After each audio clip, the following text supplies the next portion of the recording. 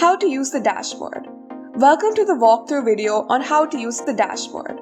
Here, you can see the home button. If you click on that, you will be directed to the home page.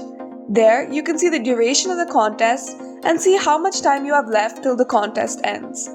Below the progress bar, you can see whether you are accepted as a contestant or not.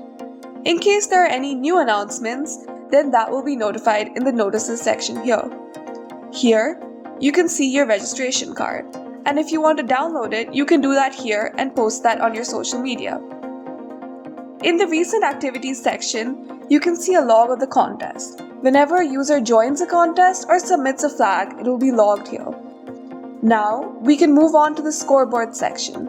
Here, you can see the scoreboard of the contestants by their points. You can see each contestant's attempts, how many flags they've got, the number of first blood, second blood, and third blood, etc. In the top section of the scoreboard here, you have the option to filter the scoreboard. Now, let's move on to the stats page. Here you can see the different stats like graph of the top 10 contestants. Here, in the starter challenges graph, you can see a pie chart of the most solved challenges.